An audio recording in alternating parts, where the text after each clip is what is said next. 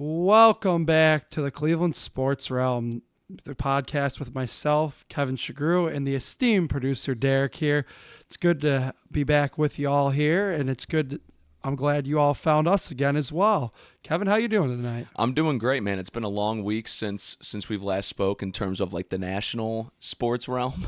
But in terms of the Cleveland sports realm, it's been honestly a pretty quiet week. It's just been the Cavs still dominating and going from there. Yeah, and the Browns had a bye week, so we're going to Right. get into everything here. But first, before we begin anything, I want to thank everybody for finding us, listening to us, watching us on YouTube. We really, really appreciate all the support, all three of us here on this podcast. So thank you so much, and reminder, to smash that like button. Definitely favorite us and all that. We really, really do appreciate the continued support. Yeah, absolutely. The support's actually been a lot more than I was expecting just one episode in. So it's been really cool to see. It looks like a lot of people are enjoying it. And so are we. So we'll obviously continue to do this. Obviously, this is only episode 2, but having a lot of fun doing it. I hope you're having a lot of fun listening, and let's dive into this. All right, so let's dive into this. So off the top here, we each have a hot take that we're going to preview but not get quite into. So Kevin's got one player he thinks the Cavs should trade, and it may not be who you think it is. And also, I have a coach who needs to get back coaching in the NFL for a team that I think desperately needs this coach. So we'll get to that later down the show, but we're going to start with the Cleveland Cavaliers. The 12-0. That's right. Cleveland Cavaliers. And boy, how fun has this been? Oh, it's been a lot of fun. Obviously, 12-0 right now. We are recording on Tuesday, so when this drops on Thursday morning, we'll either be 12-1, hopefully 13-0. We'll be 13-0. We'll be 13-0. We're hoping so, but it's been an amazing ride so far. Obviously, Jerome and I actually went to the game on Saturday against the Nets. Looked like it was actually going to be our first loss of the year, but the Cavs were able to pull it out. Everybody did their part in that game. It was nice to see, and we're looking at a 12-0 start. It's been awesome. Yeah, absolutely. And one thing I want to point out is that really has been a key part of this 12-0 start. This bench is really good, and the depth is really good, and that takes me right to last night, man. I mean, they got back in that game. They were down by 9 to the Bulls last night, and you ran a lineup of Ty Jerome, Karis LeVert, Dean Wade, I'm blanking. Help me out. Sam Merrill was out there. Sam Merrill was out there. Yep. And who was the 5? Oh, Dean Wade was the 5. Dean Wade was the 5. We're missing somebody. George Niang. Yes, thank Yep. you. Thank you. That's who I was missing. Either way, those 5 and that bench lineup, that was awesome to see those guys come back in the game. And it shows, I think, Kenny, how deep this team is, and he could trust this bench moving forward, man. I mean, this is awesome. And also, when you look around the rest of the East, there might be teams with better starting lineups. I don't think anybody has a better bench squad than these guys. I don't think anybody's deeper in the league. We were talking about it last week. I mean, they put Dean Wade, like you were just saying, at the 5. They've been starting him at the 3, at least at the beginning of the year. I do think, I had alluded to this last week, that he's more of a 4 than he is a 3, I think.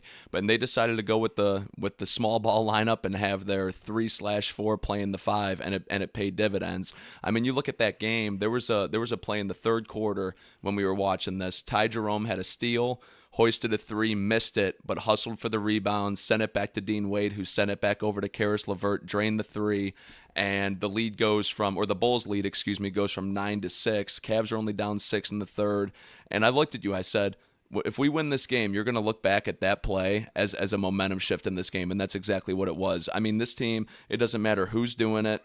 Nobody cares who's scoring. Nobody cares who's rebounding. They just want to win, and it's been incredible. Yeah, it is, absolutely. And like you said, you mentioned the guys, so let's go off that a little bit. Ty Jerome, I think he was totally forgotten. I mean, I'll admit I forgot he was around. I mean, he came here last year, had immediate ankle surgery. We never saw nor heard from the guy. He was gone. And they ran back the exact same roster as last year, but a lot of people, at least I could speak for myself, totally forgot that guy existed. My, oh my, has he been just absolutely an ace in the hole off the bench, dude. Yeah, I mean, and honestly, it's something that we definitely didn't expect. Wow. Yeah, I don't even know what to say about him because we were actually hoping that Craig Porter was going to have that step up to actually take over that backup point guard role, and it's been Ty Jerome. It's been unbelievable. You know, Sam Merrill's hitting down shots. But the thing that goes back to Ty Jerome is he's not only like he's running the offense okay, it's not like he's not turning the ball over. He's actually been scoring in crunch time. We've seen Donovan Mitchell and Darius Garland out there with him, and they've both just been chilling on the wings while Ty Jerome goes to work. It's definitely not something that you. It's kind of funny, but it's true. Crazy.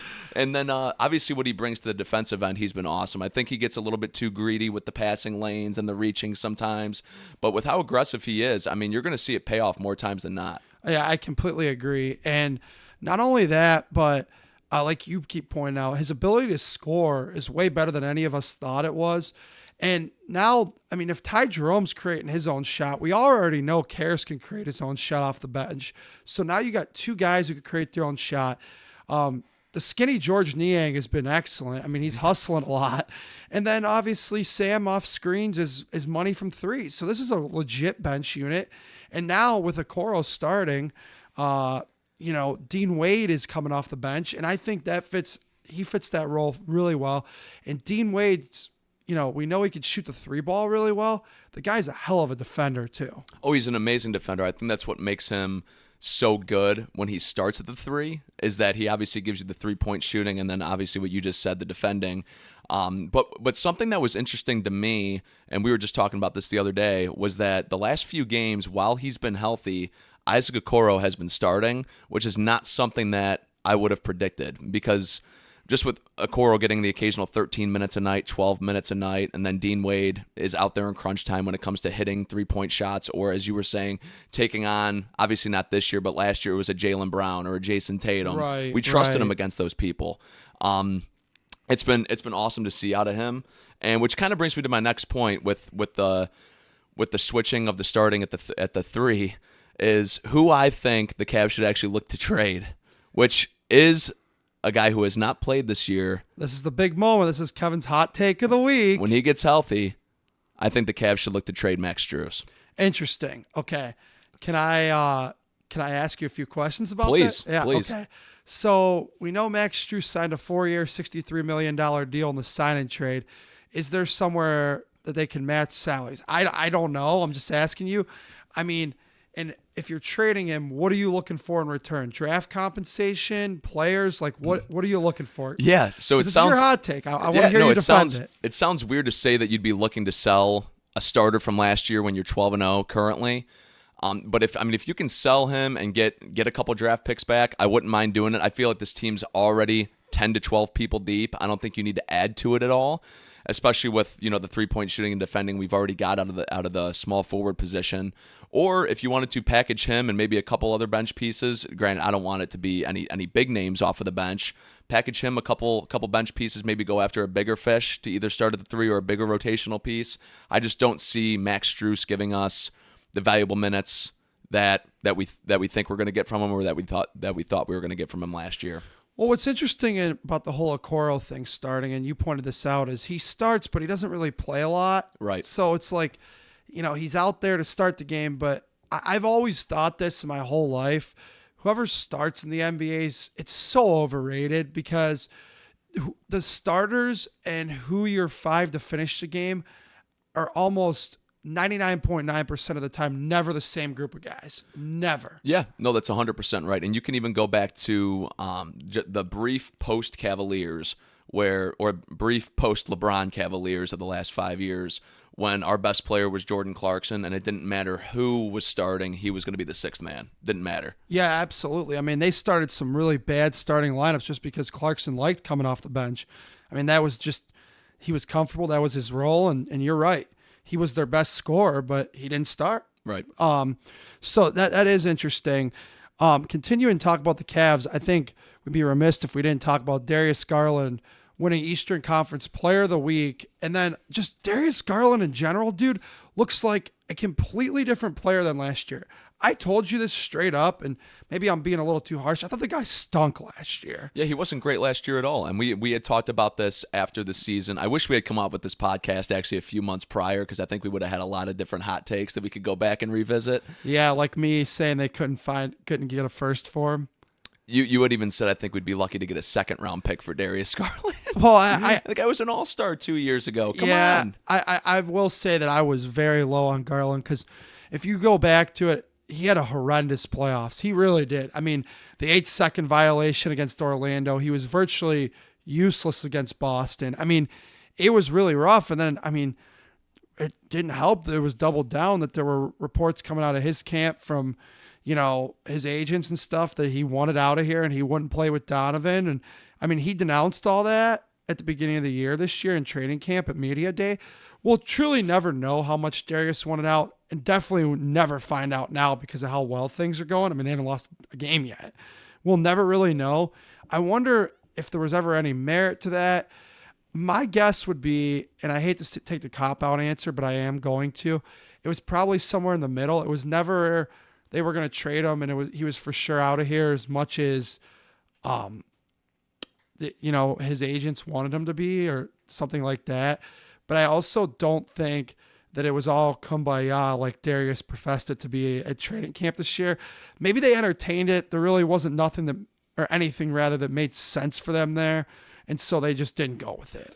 Yeah, and I think it goes back to, and this isn't just the NBA, I think this is just sports as a whole now. It's such a what have you done for me lately business. Yeah, business. Thank absolutely. You. It absolutely is. And Donovan Mitchell actually alluded to this over the last couple days. Darius Garland was dealing with family issues. He lacerated his eye. He keeps getting bumped in the eye. He had his jaw wired shut. Yeah. There were a lot of things he was going through last year that I'm sure contributed to his poor play. Give him an offseason, get back at it and see how it goes. And honestly, credit to Kobe Altman. We go back and ridicule some of his deals, but sticking with this group and kind of doubling down, he proved the entire fan base wrong, which is honestly what I think Darius Garland was probably more frustrated with, because we all know these guys are on social media. He's seeing the they Mitchell's could always got no tell help. us they're not, but they Yep. are. He's seeing the Mitchell's got no help. Get Garland out of here. Get that wing that you need. He was seeing all that. I'm sure he was more frustrated with the fan base than he was with the Cavs as a whole. Oh, absolutely. And I think a big part of it too is Darius Garland, what made him good was his ability to just one-on-one score the ball. I mean, he's always going to be undersized as a defender. That's just going to become natural because of his size. But last year, I felt like he just wasn't aggressive enough. Now we're seeing aggressive Darius again. And Kenny, like we pointed out, is pushing all the right buttons. The Garland, Allen, Mobley, Mitchell pairings, having those two on the court separately is just working like a charm, dude. It's awesome to see. It's working awesome. And going to our praise for Kenny Atkinson, excuse me. Last year when the Cavs staggered minutes between whether it was Mitchell and Garland, keeping them off the court and then keeping Mobley and Allen off the court, but staggering their minutes, I should say. We saw Garland out there with Mobley and then Mitchell out there with Allen last year. Now they've completely switched it. It's Mitchell with Mobley, and now it's Garland with Allen. And obviously you see it in the results, 12-0. I mean, it's Kenny Atkinson, like you said, pushing all the right buttons he's making. And you know what's awesome about what he's doing right now? He doesn't care if he hasn't run a rotation out there before. He's like, you know what? This ain't working. Let's try something else. And then when it works, he just sticks with it. Oh, absolutely. Like, yeah, it's awesome. No, I completely agree. And Kenny even alluded to that last night in the post game after the Bulls game a little bit. He said, I learned a lot in my time in Brooklyn, and I'm sure he did, having to deal with KD, Kyrie, and huge personalities like that as a coach. Those guys are going to push all your buttons in a negative way. And I think that happened to Kenny. And Kenny's matured, and maybe he needed that time in Golden State as an assistant to go back, figure himself out a little bit. And now Kenny Atkinson just looks like a genius. I mean, he looks like he can walk on water. Well, people forget that he took that D'Angelo Russell's Nets team was one of the most fun teams in the league when he was the coach. Now, if I remember correctly, correct me if I'm wrong, did Kenny Atkinson actually coach the KD Kyrie Nets? Or did they go to Steve Nash immediately? No, he did not for long, but they pushed him out, and then they went to Nash the next year. He had that. I think he had that group for a year, not even a full year. Okay. Yeah. So Kenny Atkinson can't be praised enough. I mean, he's got these guys all believing in themselves. Confidence is sky high. So it is absolutely awesome to see. And hopefully we keep talking about the Cavs, and maybe by the time we record next week, they still won't have lost. But at the same time, Philadelphia tomorrow night, Chicago again Friday for the beginning of the all not so important NBA Cup. Yep. And then I believe Charlotte Sunday, and then Boston next Tuesday. So got some good teams coming up, and it'll be interesting to see how they respond. But right now, I mean, who's to believe they can't beat anybody they go against? They look awesome. Yeah, they look amazing, and I think the most realistic loss in that stretch you just mentioned is obviously the Boston one. That's not like that's a hot take by any means. Everybody's looking at that Boston game as the one to potentially break this winning streak up. But I don't want to look past these next few games. I mean, the Bulls just played us tough the other night, and the Hornets. I mean, the Hornets aren't a good team, but the Cavs were known last year. Granted, it's a completely different. I mean, it's the same team, different coach. But they were known to drop some games against some teams they shouldn't have last year. Let's hope that doesn't creep into this streak the next week. Absolutely. Sixers tomorrow night. Who knows? I doubt Embiid plays because he's playing tonight and he refuses to play back-to-backs. And Maxi's out. Yeah, so no excuse. You should beat the Sixers tomorrow night. But they will eventually lose. Maybe not. Who knows? No, I don't know. But see there's a thing on FanDuel now that you can bet on the Cavs to go 82-0. Is there really? It's like plus 100,000 or something crazy like that. Wow, I have not seen that. That's interesting. But again, all good vibes coming over there from the Rocket Mortgage Fieldhouse and the Cleveland Clinic courts out in Independence. It's been awesome to see. It's been great. So let's shift gears here a little bit and briefly hit on some Tribe talk, Guardians talk, I should say. Kevin, the priorities for the offseason, what do you think it is?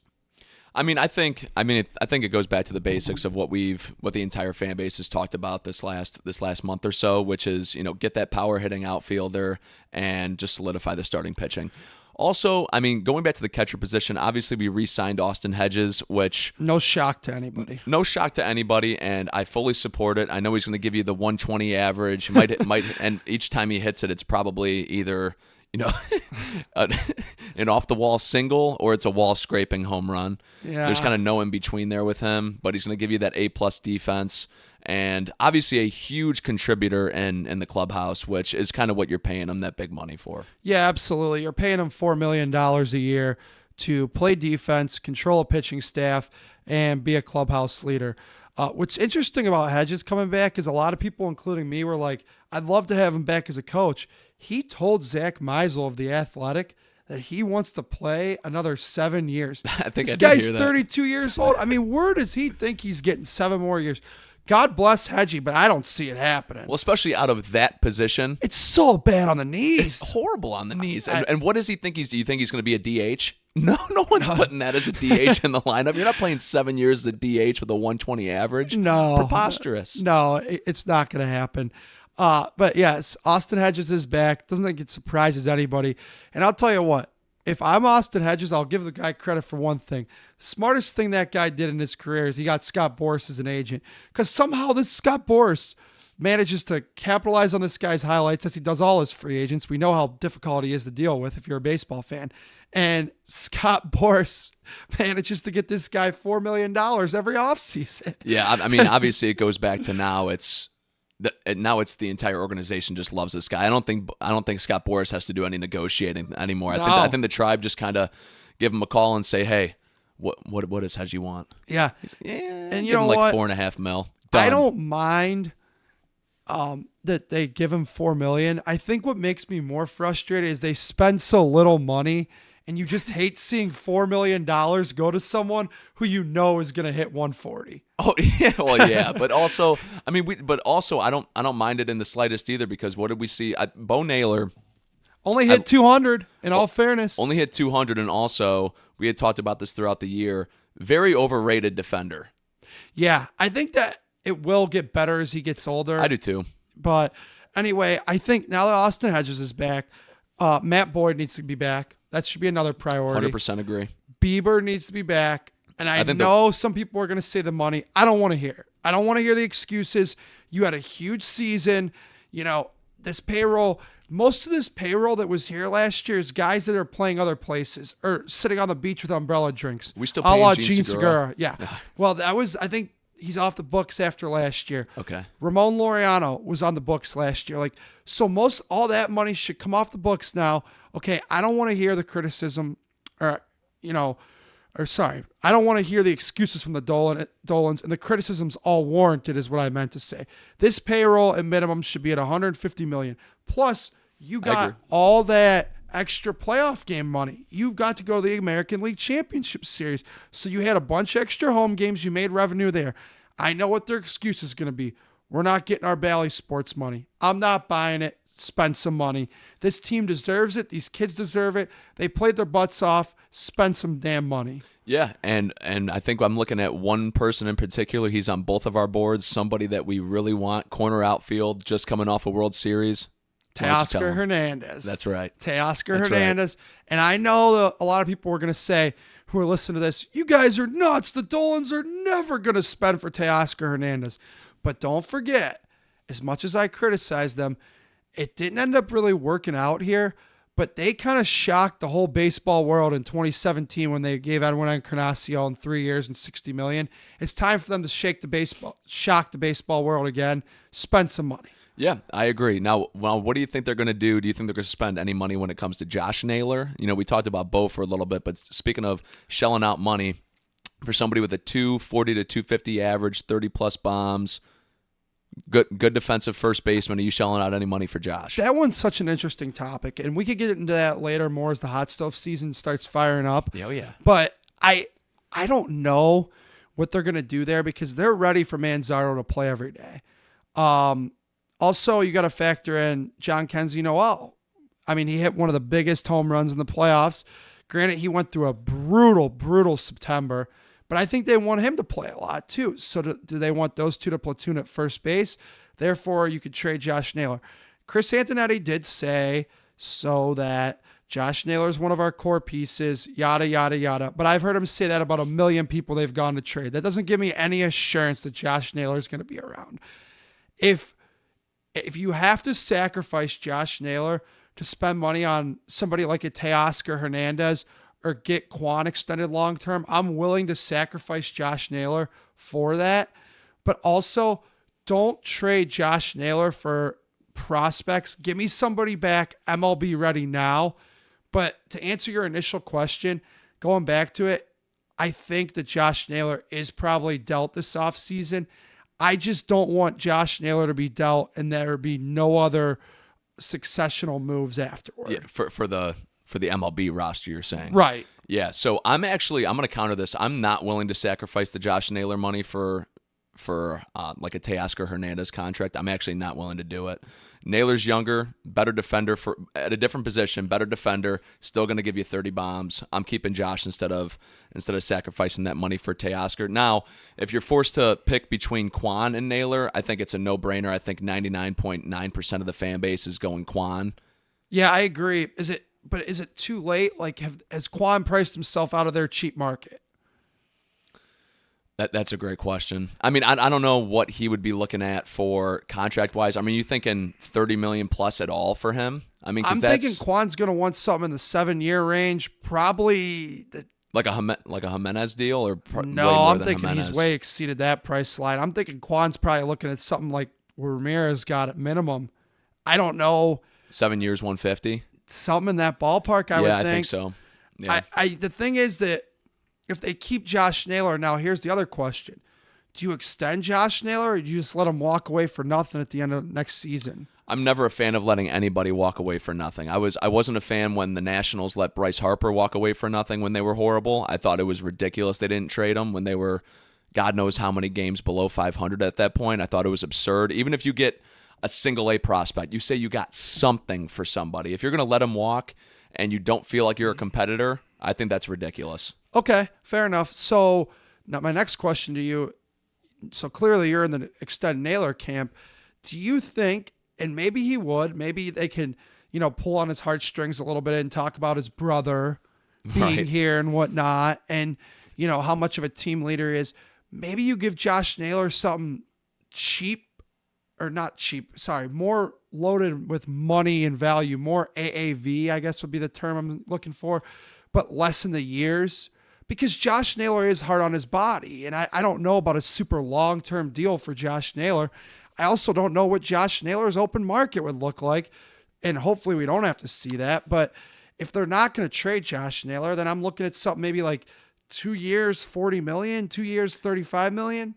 I actually kind of like that because I was thinking in the 20 million-ish range per year.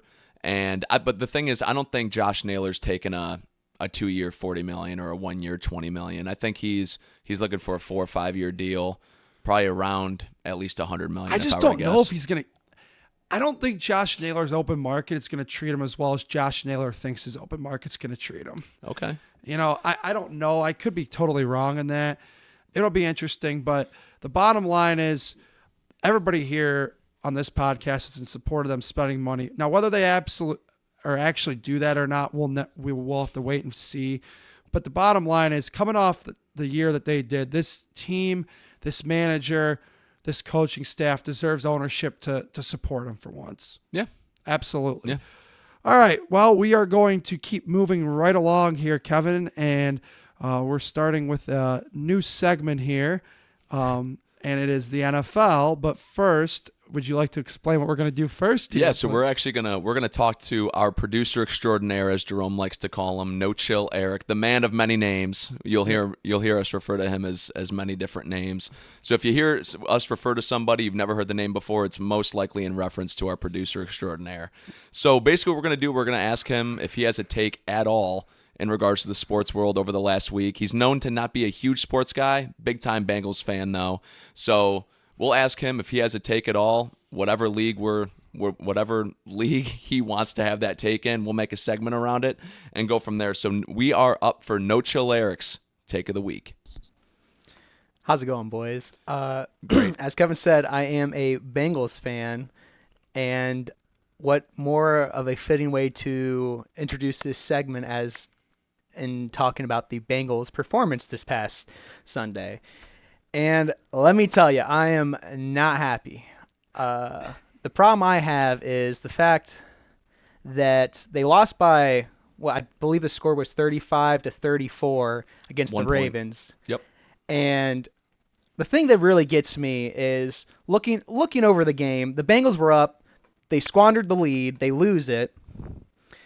Baltimore, they get a 2-point conversion, and the only thing I can really think of is for the reason why the Bengals decided to go for a 2-point conversion with 38 seconds left is because they just feel the need that since I love Joe Burrow. I do. I really do love Joe Burrow. And I love Chase. Great duo. One of the best duos probably in the league.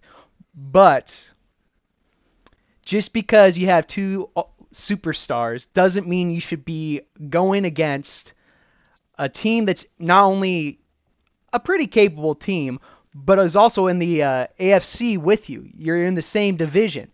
And with 38 seconds on the line, you decide to go for 2 points.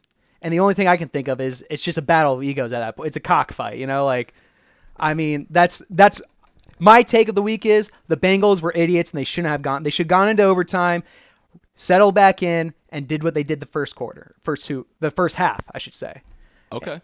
But yeah, that's my hot take of the week. Yeah, you know what? I'm gonna say it's not a horrendous take by any means. I think his feelings are valid 100%. Now I'll tell you this, No Chill Eric, the logic behind it is if they go for 2, they get it. They're up 1. Obviously the Ravens have to go down the field.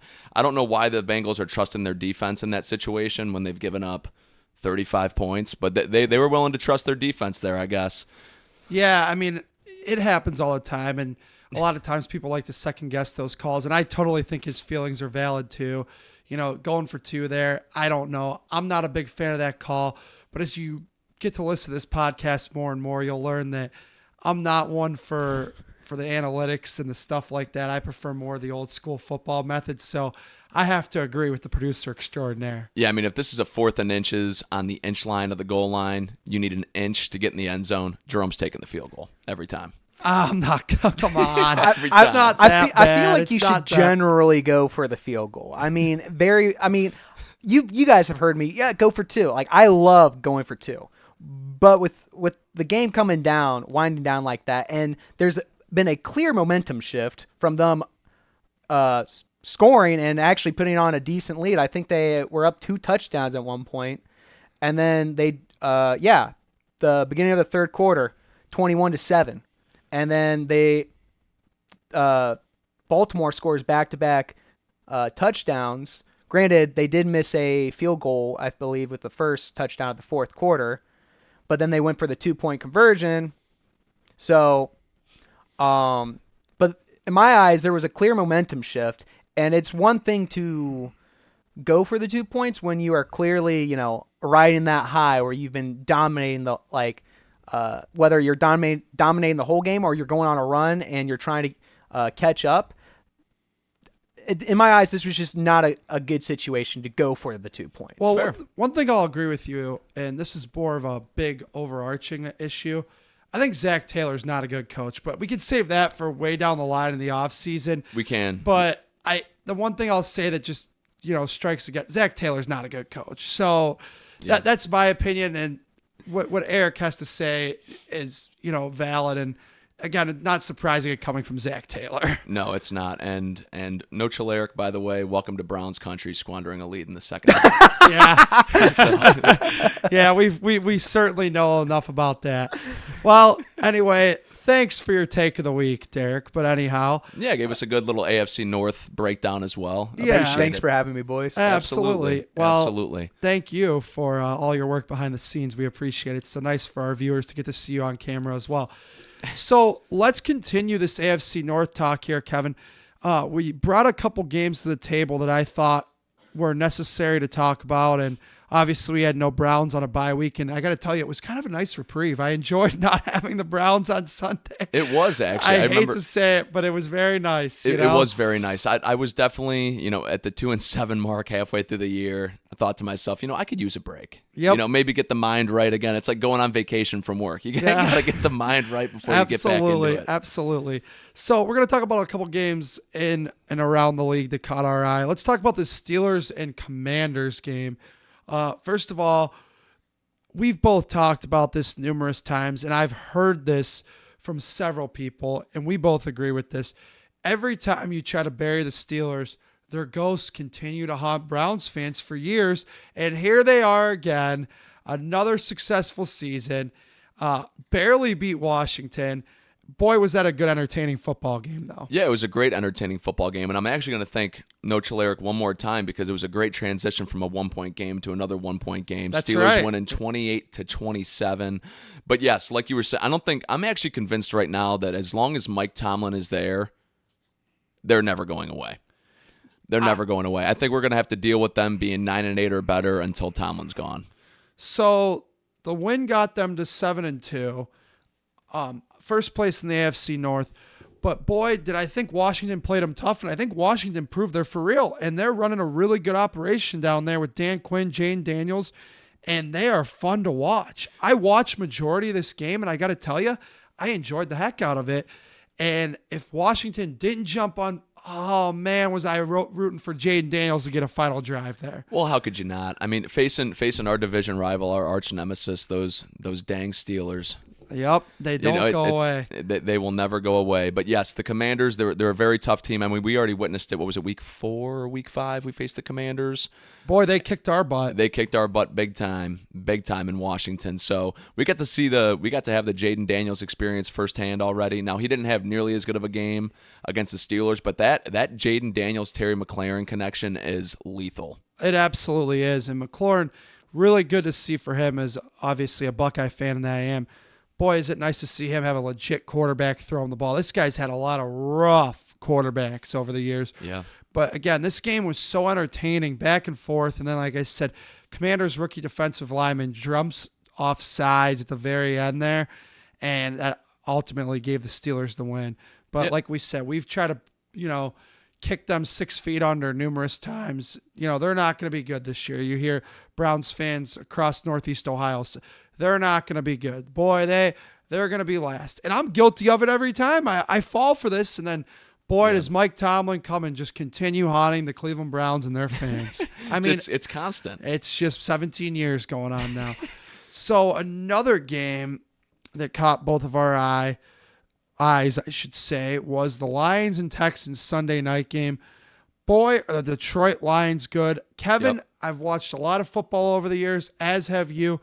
Not often in the National Football League hardly ever can you throw 5 interceptions and win the game. And if you do, you are a really good football team, and that'd be the Detroit Lions. Yeah, I mean the ability to be able to come over or overcome, those turnovers is just ridiculous, especially against the Texans are a quality football team. I mean, they're a very good football team. And Stroud's has not had the year that he had last year. He's still a good quarterback, though. He's still a top 15 quarterback in this league, I believe. And, the Goff-Stroud battle. But, yeah, to what you were saying, I don't think I've ever seen an NFL game where somebody's thrown 5 interceptions and been able to get away with it. But that just goes to prove the culture that's in that Lions locker room right now. They don't care. They're going to find a way to win. Yeah, absolutely. And that's led by Dan Campbell. And as much as we have a much maligned GM around here, Brad Holmes, boy, he just seems to, everything he touches turns to gold. I know that we always joke about the people with the laser eyes here. I hope the people in Detroit do that for Brad Holmes. That guy deserves laser eyes, man. Everything he touches turns to gold. He does. And something that we brought up last week in regards to the Zadarius Smith trade, like if John Dorsey had a hand in that, whatever. John Dorsey's part of that Lions team. John Dorsey doesn't get enough credit, I don't think, at all around the entire National Football League for what he's done over the last almost 10 years. In terms of he built that Kansas City team that's been dominating. He built the Baker-led Browns, and he's a huge factor in what the Lions are doing right now. I think at the end of this upcoming offseason, maybe the offseason after, people might be looking at him for another GM job. The only thing that I think hurts John Dorsey at this point is age. He's up there. He's in his early 60s now. Yeah. A lot of times people don't like that. They like a younger guy. I think John Dorsey's in a perfect role. He's not in the spotlight. He's in a senior football advisor role. He doesn't have to be in there every day, crunching the numbers, doing this and that. But I'm sure, like you said, Brad Holmes probably definitely relies on him as a valuable resource in that building in Detroit. Oh, I'm sure he does. And going back to it is a good point, the age thing. A lot of people go to that, but also, we were looking for a young coach. The Cavs were at one point and signed John Beilein. So who knows what's going to happen? No, you're right.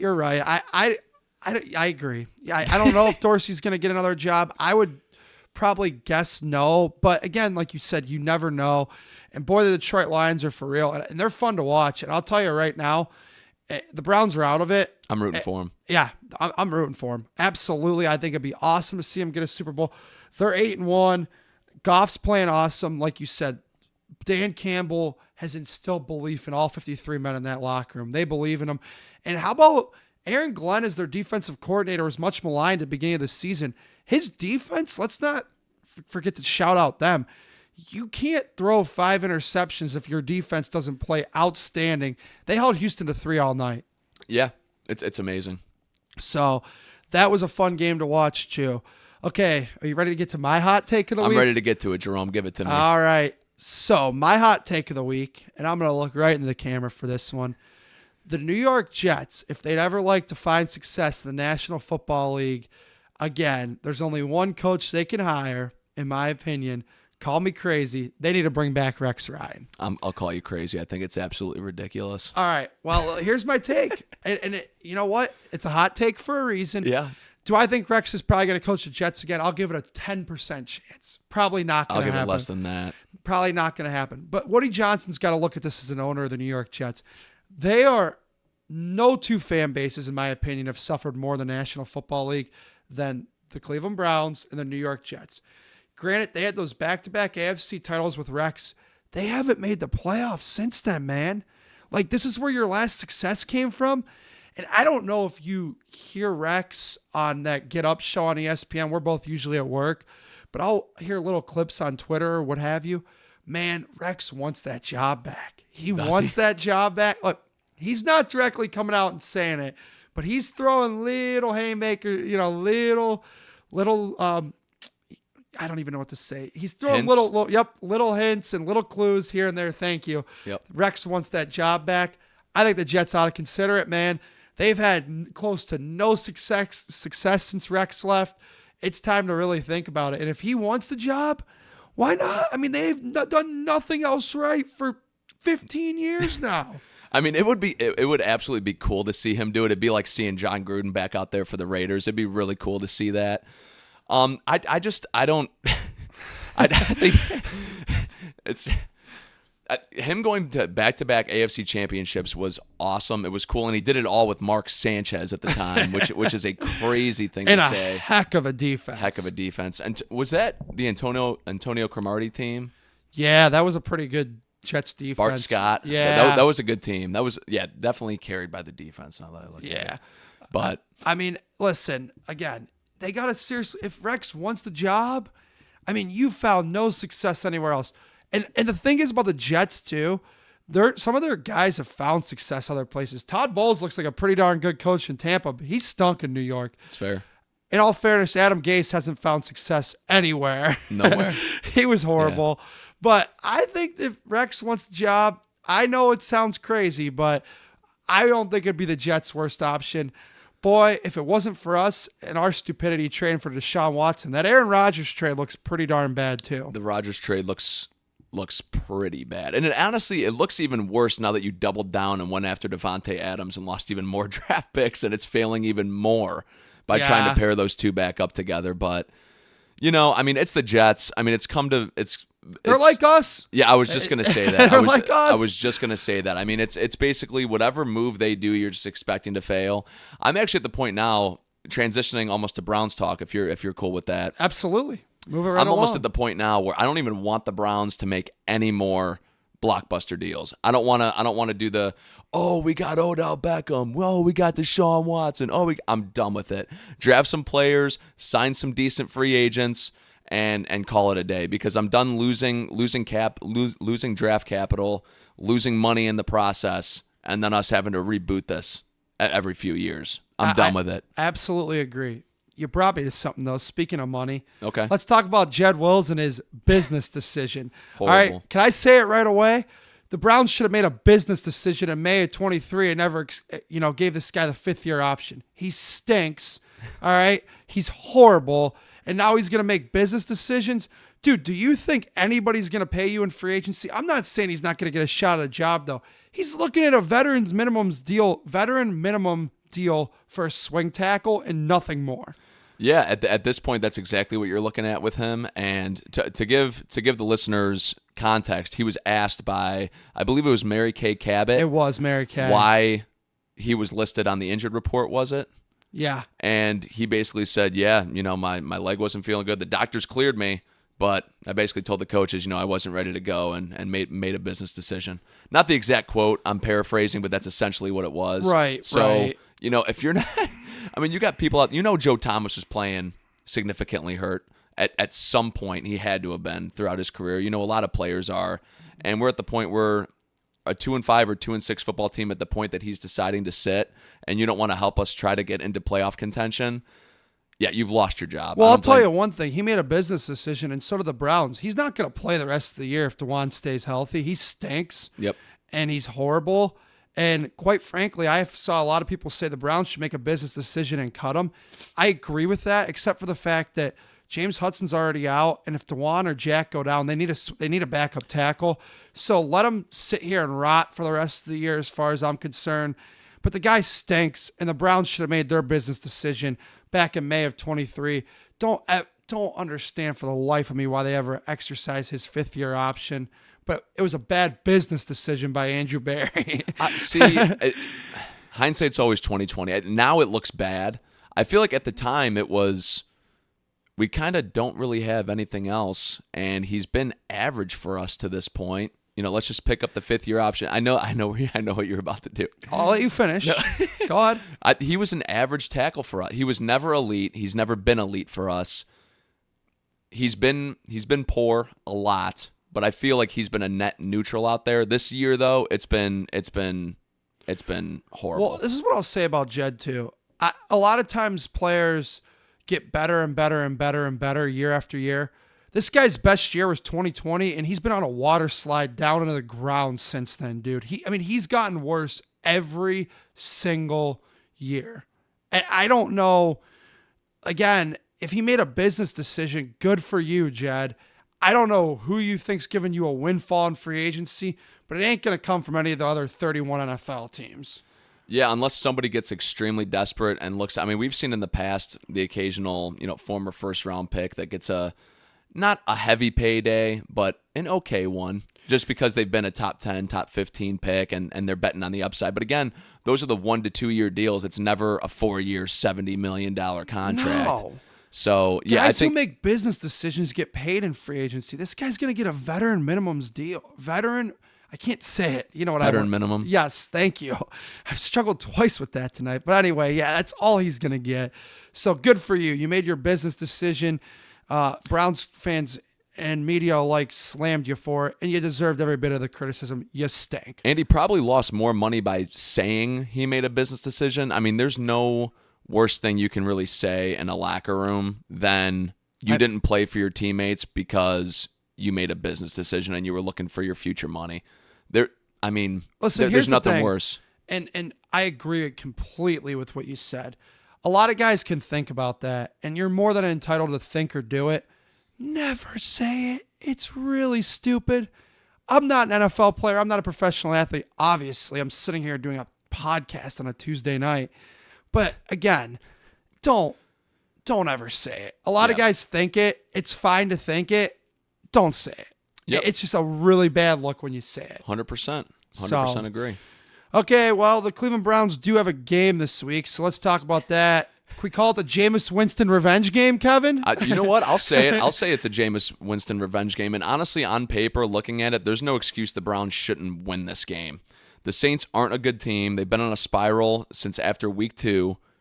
And the Browns not that they don't have any momentum going into this game, because they don't, but they don't have momentum working against them right now. They're going to come into this kind of clear-headed right after their bye week.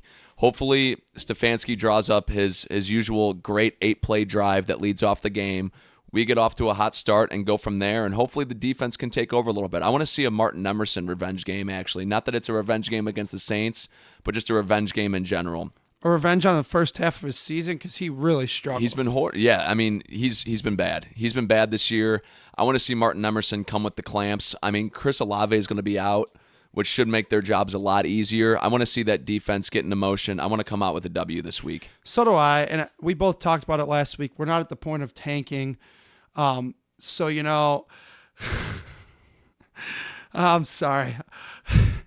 Our producer, as you know, is a Bengals fan, and he held up a cue card to us that said, "If the Pope's praying for them." Ridiculous. Keep your Bengals stuff over on that side of the room. We don't want to see it or hear it.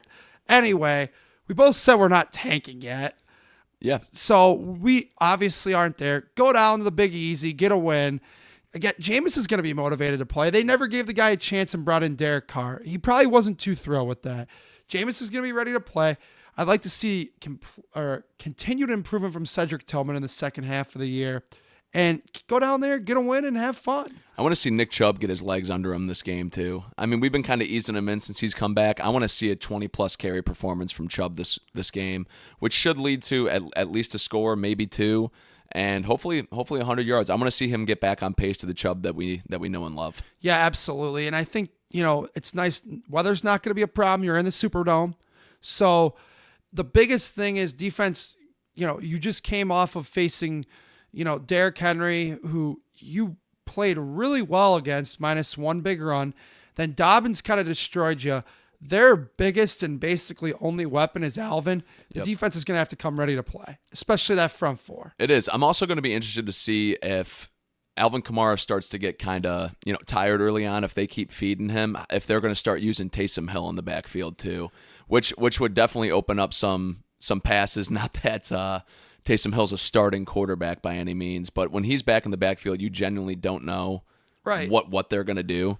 So I think we're going to see a lot of Taysom Hill in this game as well. Yeah, absolutely. And again, like we said, they want to run the ball. That's their goal. And like you said, with Olave being out, Derek Carr's down a weapon. So go down there, play good, sound defense. Jameis needs to play obviously better than he did last game. We know we got the full Jameis experience. Great the first game, really rough the second game.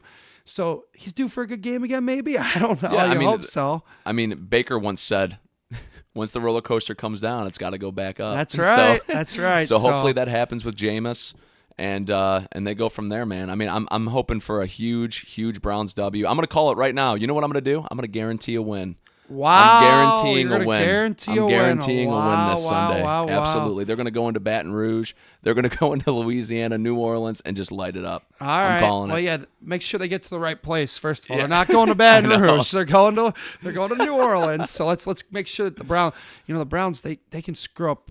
One car funeral. So I wouldn't be surprised if they did fly to the wrong place. No, they'll be all right. They'll just have to take a bus. All right. So from you're there. guarantee a win. All I'm right. guaranteeing one. Well, the listeners, me, Eric, we're all going to hold you to that next week. Yep. So, okay. All right. We're going to move along here to college football. And how about the Ohio State University blanking Purdue 45-0? Kevin, I have really not too much to say about this game besides they did what they had to. They looked good on offense. The defense looked good. They had to do that. They did it. And again, like I said, a buddy of mine a couple of weeks ago who I work with, a guy by the name of Sean, had said to me, I said, I want to get rid of Ryan Day. And he goes, who are you going to get? And I said, I don't know, but there's got to be someone better. And he said, dude, you got to give Ryan Day a chance. Ryan Day with the big road win against Penn State, comes back home, kicks the crap out of Purdue. He's doing what he has to do. Yeah, absolutely. And that's definitely one of those games, obviously you just said 45-0. It's a typical Ohio State shellacking against an unranked opponent. It really is. I mean, we've seen under the Urban Meyer era, I should say, they occasionally lose those games in Iowa, in Purdue, whatever it might be. Not the case this time. And the Buckeyes are off and rolling. I don't really see anybody stopping them. I don't see Michigan stopping them this year. And then whoever they face in the Big Ten championship game, if they get there, should be a good battle. Now they can still get to the Big Ten championship You're game. forgetting correct? one thing. Suddenly, for the first time, Indiana in our lifetime, and they beat Michigan, but they only beat them.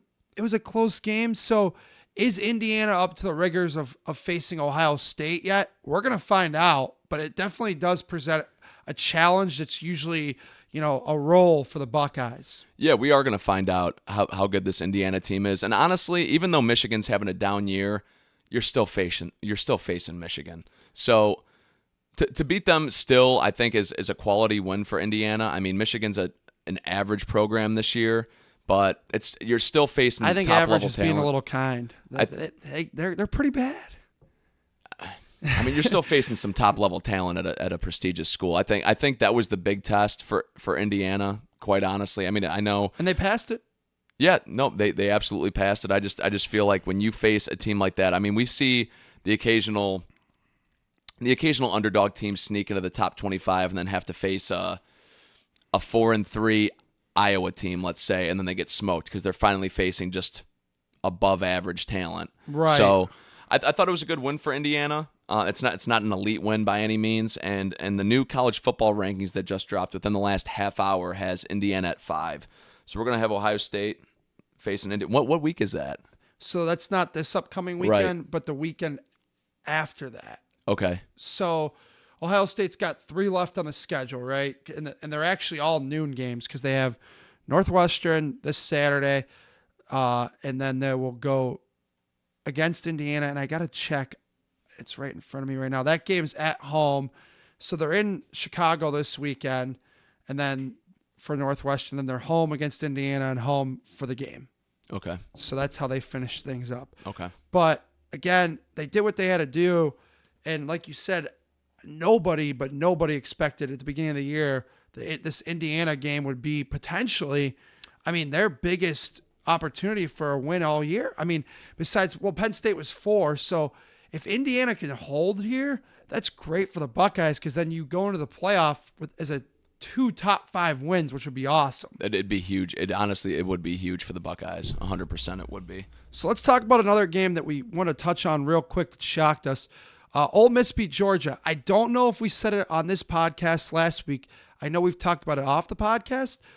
We thought Georgia was a little bit overrated all year. Ole Miss kind of showed us that, and the rest of America. Yeah, they did, and now, to Georgia's credit though, they do have. They have 2 losses now. Obviously, they're both to 2 top 11 football team. So it's not like Georgia's not hanging around with these guys at all. But yeah, I mean, it's definitely not the Georgia of the last 3-4 years. That's exactly what I was thinking. It's right? definitely not. It's definitely not that same Georgia team. They're definitely beatable right now, obviously with 2 losses. And I just saw the committee dropped them all the way down to 12. So they're on that fringe right now. They have to win out. Huge game, and I believe it's in Tennessee this upcoming week. Yeah, that is a big game for both of those programs. Absolutely. And like we said, I mean, this is not the Georgia that we've gotten to know the last few years. Definitely have taken a little bit of a step back this year. Kevin, do you have those rankings in front of you? I do. Okay. I do, absolutely. Do you want me to read them to you? Yeah, would you give me the top 10 because I haven't seen them Yeah, I'll yet. give you the you want me to start 10 to 1 or 1 to 10? Go ahead and give me 10 to 1, please. All right, 10 to 1. 10, we got the Alabama Crimson Tide coming in at 10. I agree with that. Yeah, I have no Beat a issues. pretty good LSU team. Miami at 9. Okay. The Notre Dame Fighting Irish coming in at 8. Oh, he's got to get a mention of his Irish in, of course. But good for him. Okay, they're back there. Tennessee Volunteers coming in at 7. No issues so far. Nope. And BYU at 6. All right. The Hoosiers at 5. Yep, as you mentioned. Yep. Penn State at 4. The Longhorns at 3. And then the same top 2. Oregon 1, Ohio State 2. Okay. So there you have it. That's your top 10. Real quick, another SEC game I wanted to touch on because it's a big rivalry game. How about Alabama just stomping LSU in Baton Rouge? I mean, you don't normally see that in that game. That game is always a good game. Boy, Alabama was making a statement with that game. They absolutely were making a statement. They were tired of seeing the 2 losses on there and people giving them some crap about it, quite frankly. So they went right into LSU and just stomped them. So it was cool to see it too, just Brian Kelly being on the other end of it and seeing how his great payday ain't coming around so hot right now. Oh, absolutely. And I know we had talked about it too, that when he left the Notre Dame job for the LSU, or SEC, we both said it at LSU, I should say. We both said the SEC's a different animal, man, and you got to be ready for it. And Brian Kelly, I don't think he's quite up to the rigors of the SEC. Now you add Texas and Oklahoma, the challenge is even greater. Yep, I was just going to say, I mean, he entered that conference with already a great Georgia team, a great Bama team. Tennessee continuously kept playing right there. I mean, Tennessee has been a quality program the last 3-4 years. I don't think they get enough credit for it, honestly. Yeah, they've done a nice job the last few years. I think they need to get that big win. They do. If, like you pointed out, if that could come against Georgia, that's going to make a lot of people bigger believers. Yeah, I think that's the biggest game with playoff implications this upcoming weekend, without a doubt. Absolutely. Without a doubt. I mean, obviously you have a couple weeks from now, as you already alluded to, that Ohio State-Indiana game is going to have some big implications. I don't know how it's going to, when it comes to playoff implications with Indiana. I mean, Indiana I don't think is getting in with 2 losses at all. I think with 1 loss, they could still squeak in to I the think playoffs. they're probably getting in with 1 loss with the 12 teams now, sure. Yeah, okay. Especially if that loss comes to the Buckeyes. I mean, Right. who's going to criticize that, right? No, Won't hear it from me. Yeah, you're not going to hear it from me or anybody else in America. I mean, that's just the way it's going to be. So, well, a lot of fun stuff coming up in sports. As we know, the Cavs are off to a great start, and college football winding down here at this time of the year. And NFL, we're about a little bit over halfway. Yeah, so, we're right at the halfway marker, Yeah. just about, So, regular season-wise. well, that'll just about do it, huh? Yeah, that'll just about do it. Don't forget, obviously, when it comes to what Jerome had said at the beginning of the episode, please, give us comments. You can tweet at us at CLE Sports Realm if you want us to talk about something in particular. If you have an argument you want to make for or against what we had to say, engage with us. We're more than happy to engage back. Leave a comment on Spotify or YouTube. It just helps us out. Give Absolutely. us a follow. Give us a follow. Give us a like. It helps out with the algorithm for sure. And, we're looking forward to getting back into it next week for sure. And we've already been talking about potentially few months in the works, probably not going to happen immediately, but potentially maybe doing a two days a week, dropping an episode. So as long as you guys are for it, we're for it, and we've been having a lot of fun so far. Absolutely. And are the DMs open on Twitter? They will be. Yeah, I believe the DMs are open, so go ahead and ask us a question. Whatever, slide on in there. We'll be happy to reply. But absolutely, yeah, smash that like button. Thumbs up for your fellas here. We appreciate it. So for producer Derek, for Kevin, for myself, Jerome, thanks again, and we'll see you next week here on the CLE Sports Round. Go Browns.